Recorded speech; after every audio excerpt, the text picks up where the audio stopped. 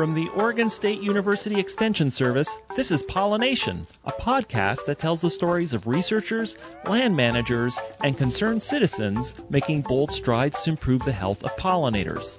I'm your host, Dr. Adoni Melathopoulos, Assistant Professor in Pollinator Health in the Department of Horticulture. It is blueberry season in Oregon. In fact, it's blueberry season right across the Pacific Northwest on both the west, but also east sides of the Cascade Mountain Range. But also there's an enormous blueberry producing area in British Columbia in the lower mainland. And I thought this would be a great opportunity to highlight a project that I just love. It's a new guide produced by Pollinator Partnership, and we've had Pollinator Partnership staff on past episodes. This week we have Kathleen Law, who's the Integrated Conservation Manager for Pollinator Partnership Canada, and they have just come out with a new guide for protecting pollinators from pesticides in Highbush blueberry. I really love this guide. It's so clear. It's been put together very thoughtfully. And so I'm going to have Kathleen talk about the process behind this guide, but also some of the key recommendations that can be transferred right across a lot of different crops here in the Pacific Northwest of how to grow a crop effectively and minimizing impacts on pollinators. So this week on Pollination, Kathleen Law from Pollinator Partnership talking about blueberries and how to protect bees in it.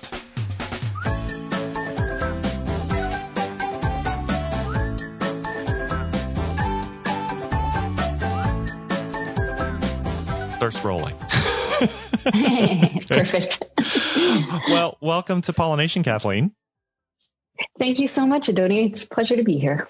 Blueberry is a huge crop in the Pacific Northwest here in Oregon, but also extending up into British Columbia. Can you tell us a little bit about some of the pollination and bee health concerns around blueberry in the Pacific Northwest? Yeah, absolutely. Highbush blueberry is one of the most, I think it is the most valuable fruit crop in Canada and in British Columbia. Or British Columbia alone accounts for 96% of Canadian Highbush blueberry production. Really? Wow. It's a lot. Yeah. Well, it's funny because you think about British Columbia and where it's grown. It's like this little, the little part of the Fraser Valley, and there's all that. The huge amount of production packed into one small little area. It's pretty remarkable. It is. It is quite remarkable. And of course, unsurprisingly, a lot of pollination services are involved in that amount of production. So every year, 40,000 hives are brought in to the Fraser Valley to pollinate Highbush blueberry. And in the last few years, there's been an increase in the incidence of European foul brood. And at least anecdotally, we started hearing through our networks that many beekeepers were starting to become reticent to rent out their hives for Highbush blueberry. And so this was not the only, but part of the impetus to work on the guide, on the Highbush blueberry guide. And as part of this sort of concern around the health of managed honeybees, there's been quite a bit of research coming out of Agriculture and Agri-Food Canada, as well as the University of British Columbia and the National Bee Diagnostic Centre. And they're just investigating lots of the possible causes, and the research is ongoing. So we still don't quite know what's going on. But we're hoping at least that with this guide, we can speak to broader pollinator health, both managed bees and wild bees. Okay, so that's great. That sets us up really well, bringing up the guide, which we all really want to talk about today. So the guide is in some ways a response to some of these growing concerns around blueberry and the issue of European foul brood, which we cover in an episode with Megan Milbrath, I think last year, but this time, is an issue that we have throughout the Pacific Northwest. So beekeepers are coming in to pollination, and they're having these problems. But I guess there's the additional issue that, when you do go into a blueberry field, there are a number of native bees that actually, like to go to blueberries. And so there's this issue of bee health kind of with honeybees, but expanding out to a broader suite of bees. Yes. Sorry, you just cut. Yeah, absolutely. And of course, from an agricultural point of view, the concern is with the capacity of honeybees to pollinate these crops. But, from a conservation level, we're also interested in seeing how these blueberry fields impact pollinator health and the benefits that wild pollinators can have on Highbush blueberry production. Now, I imagine there's all sorts of best management practices that have been developed, and a lot of them are generic. That we know, generally what they are. Why was there, for protecting bees? So there's, reducing pesticide use, planting habitat. We have these generic recommendations. Why was it important to come up with a crop-specific guide? And what are some of the challenges with a crop-specific guide? Yeah, absolutely. Well, definitely, I think growers like to see their specific needs and concerns reflected and taken into account when generally we ask them to consider something new or something sort of outside of the bounds of their usual production or business concerns. So being able to speak directly to their production system is really important. Of course, the challenge with that is that though there is increasing amount of research on, the pollination ecology or agroecology of Highbush blueberry, it can also look really different from one geography to another and from one type of production to another. So whether we're talking about small integrated farms to much larger monocultures, like larger production, larger fields, the concerns and the management practices will look different. So on the one hand, we want to have some specificity, but also we can't go into too much detail because there's so much variation to deal with from one system to another. Well, and I imagine that there's a kind of that is the challenge in the guide, is that you do have a lot of variation in production systems. If you were to go to a province like Ontario, we're currently involved with a project in Michigan. It's very different from the Pacific Northwest, where the scale is quite large. And I suppose, the one thing I was really interested in this project is at the start of the project, you went out and you asked growers what do they want to see in a guide. I'm interested in what came to the top of the list of what they were looking for. Oh, yes, this was really interesting. So at the very beginning of the project, when we started putting together an outline and doing some preliminary research, we put out a survey for stakeholders, which included pesticide applicators, IPM consultants, beekeepers, and Highbush blueberry growers. And one of the questions we had was a list of possible topics to cover. And the two that came out at the top, with 93% of respondents saying, yes, we want this in the guide, was a table of registered pesticide active ingredients for Highbush blueberry with precaution levels for bees. And the second one, which is the one that pleasantly surprised us, was that people were interested in habitat considerations for supporting wild and managed bee health. Wow, that's really interesting, because I imagine with a lot of these best management practices, the focus is on pest management. And you think that in a grower's mind, pest management is important. And it is obviously reflected in the fact that they really want a practical guide where they can go through and they've got 3 alternative pesticides and they can select one over the other. But surprising that growers themselves would identify the need for more specific resources on pollinator habitat.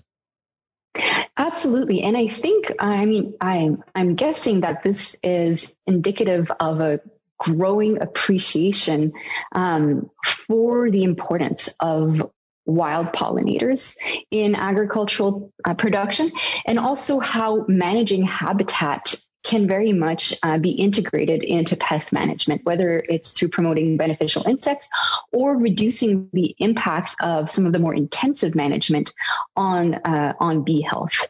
It reminds me, there are one thing I really love about the guide are these case studies. And there's an example of one grower who is concerned with spotted winged Drosophila, a major pest of blueberries, and has used habitat incorporation as a way to take out host species for blueberries and replace them with pollinator plants. Can you tell us a little bit about some of the case studies, or that case study in specifically about how habitat and pest management actually go together?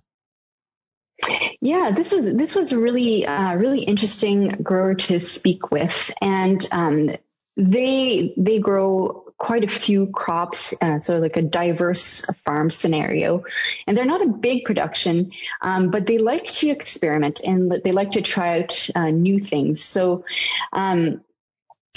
one of the things they did just recently, so in 2019, they started introducing pollinator plants along the forest edge near their blueberry fields to encourage pollinators.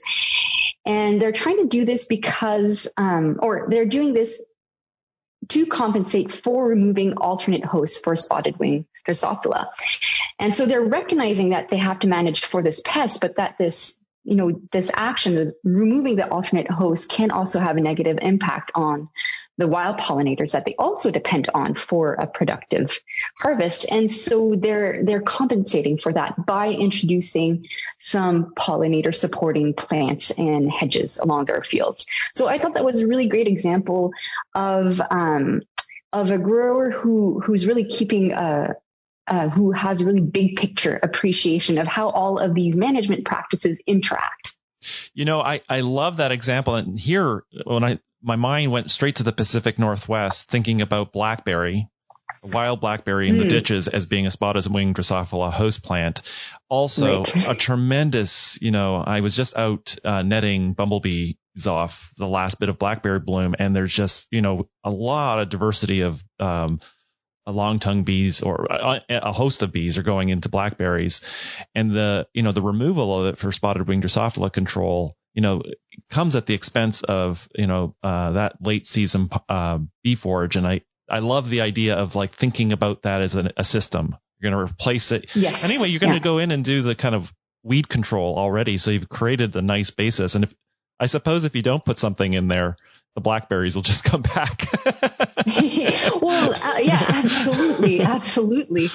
And I think hopefully that's something that we can really promote, is this concept that, you can get more than, you can have multiple benefits from one action if you put all the pieces together.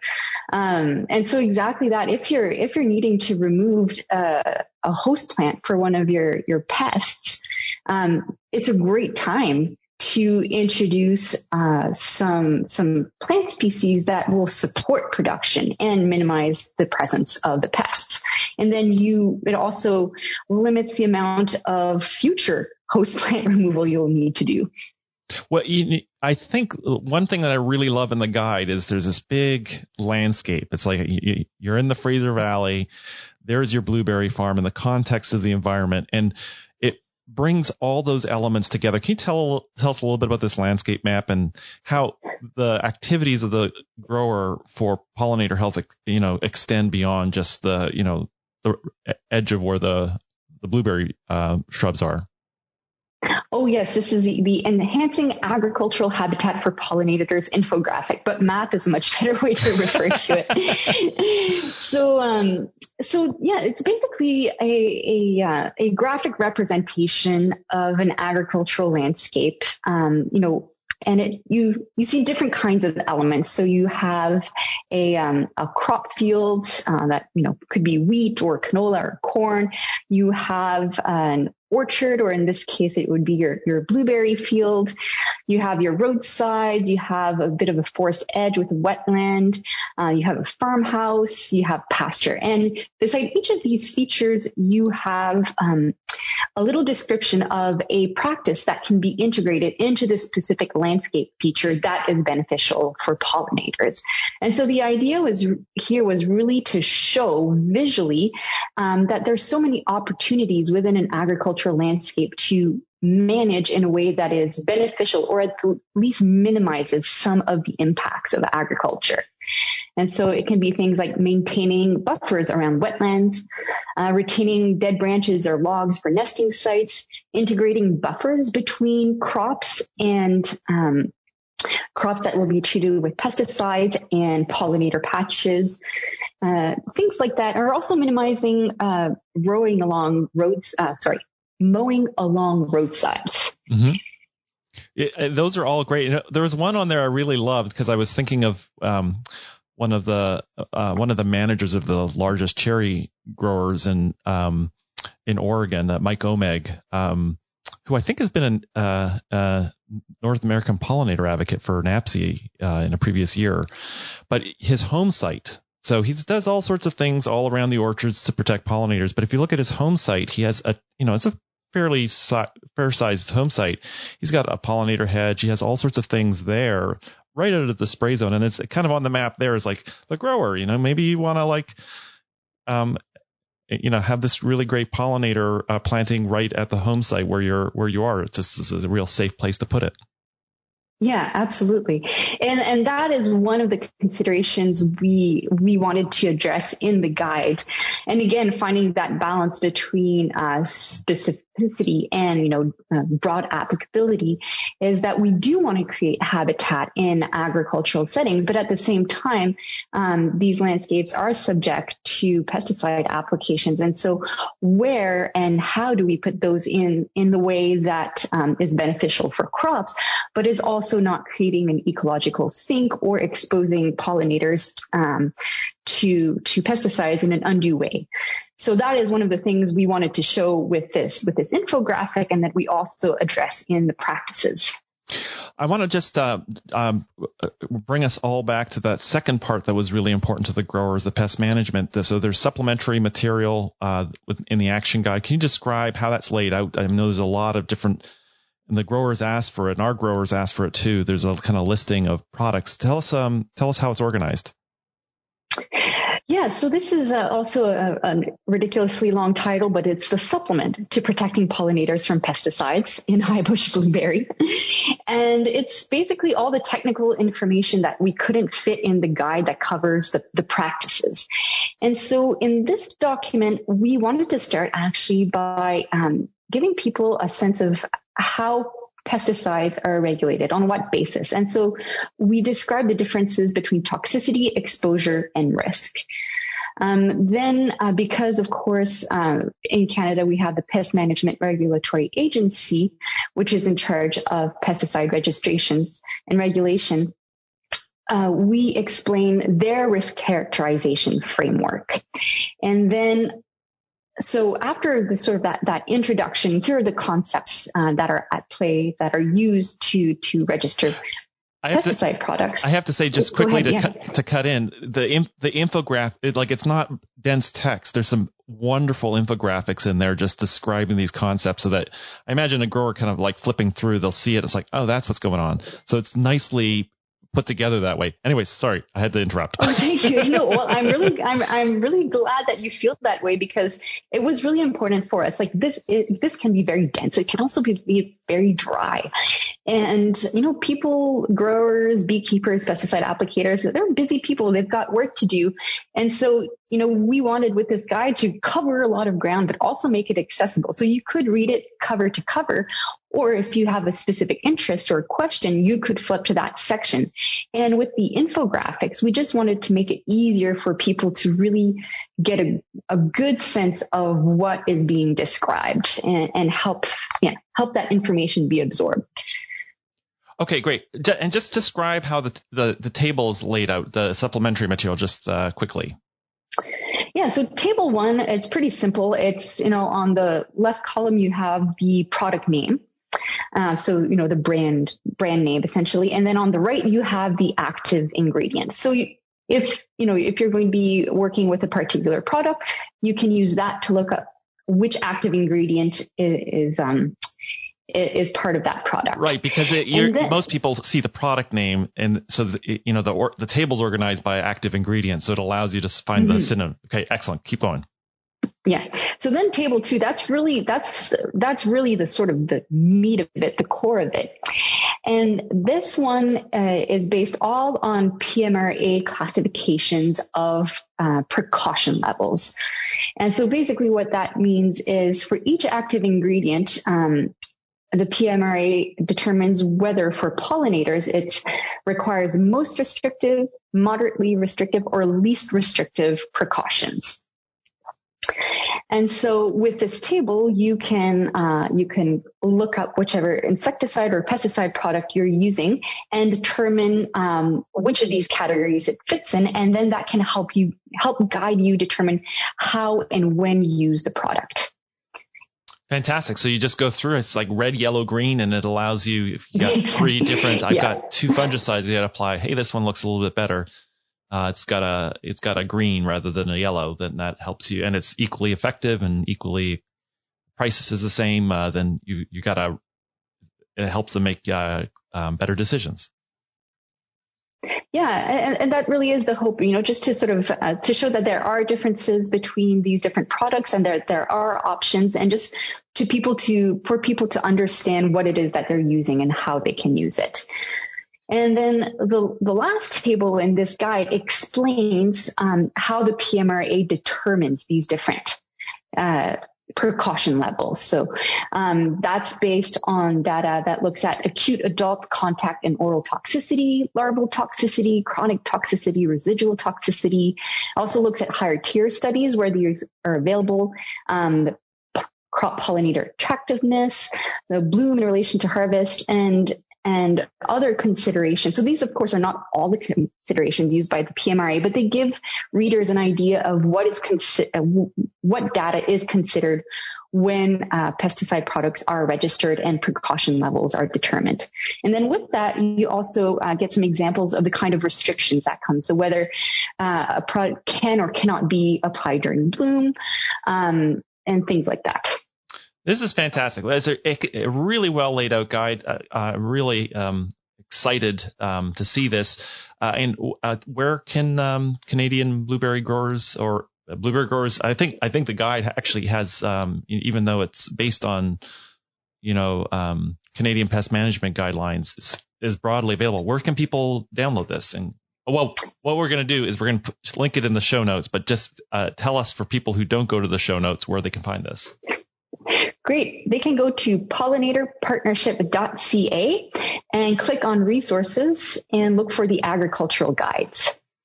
Well, fantastic, Kathleen. I'm really excited about this guide, and I look forward to using it in my own extension program.